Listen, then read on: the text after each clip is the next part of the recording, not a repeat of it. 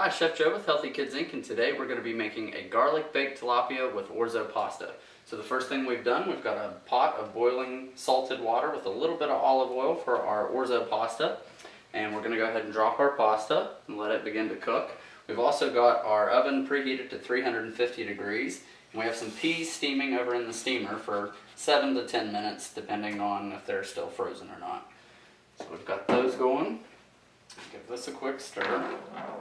I'll just cook this according to your package instructions. And pop the lid back on, let those cook. Got a pan heating up, just a small pan. We're just melting a couple of tablespoons of butter. To that butter, we're going to add some minced garlic.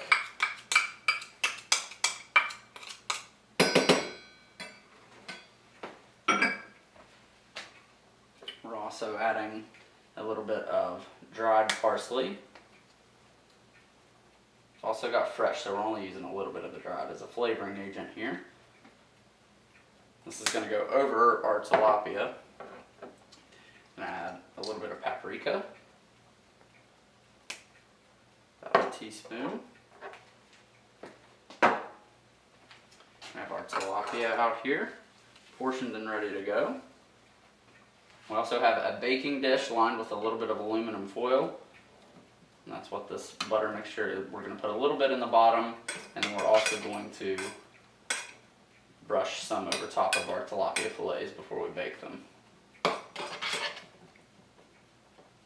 Tilapia, as you've seen, we've used it in quite a few recipes here at Healthy Kids, and the reason we like to use it so much is because it's a very versatile fish. It's a light, mild fish that kids aren't going to be afraid of the flavor. It doesn't have a fishy taste. It is very much kind of the chicken of the sea, and it will take on whatever flavors that you add to it. So keep that in mind. Until the kids get used to eating seafood, if they're not big seafood eaters, this is a perfect place to start. So we're just going to let that continue to melt. Once that melts, we'll brush it over our fish, which I'm going to go ahead and place in our baking dish. There's just a touch of oil in the bottom to keep it from sticking, and the butter will do the rest. Give our pasta a stir.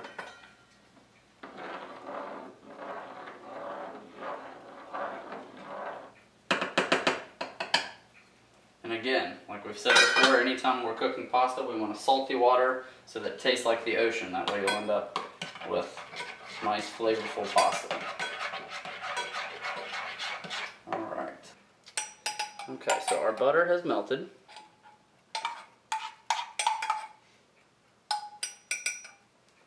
I'm going to add a pinch of this fresh parsley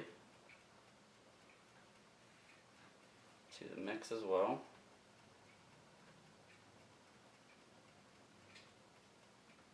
Give this a quick stir again.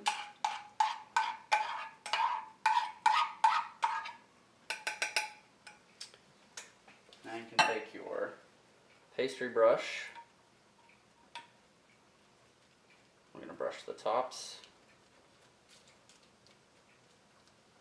of our tilapia. And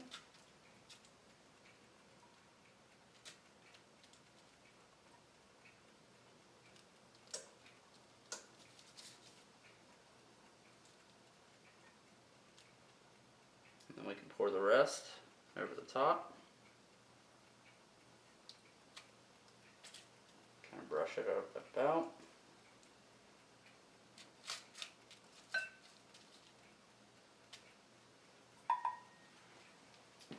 And these are now ready to go into the oven for 12 to 15 minutes depending on the size of your fillets. These are relatively small, so I may say 8 to 10 minutes.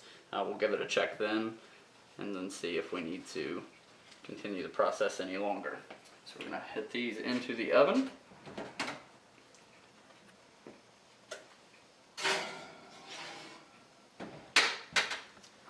Give our pasta a check. Should be getting close.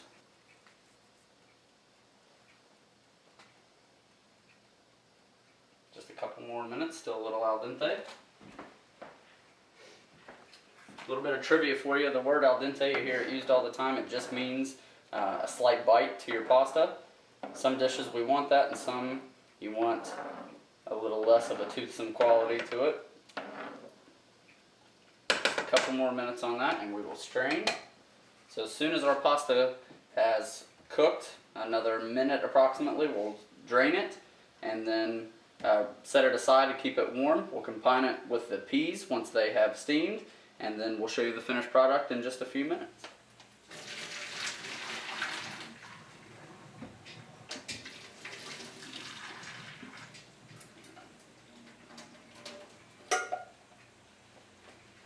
Okay, so our orzo pasta is done. I've added it back to the pan.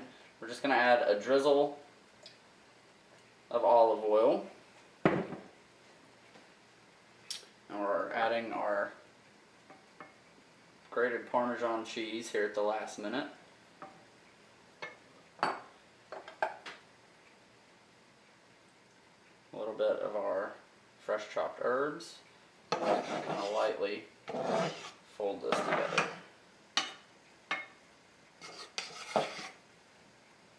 And I've got this on very low heat, just keeping it warm. Getting ready to add the peas momentarily. Add the rest of your herbs. Alright, so our peas have been steamed. We're adding those to our pasta and our fish is ready to come out. Just a quick stir.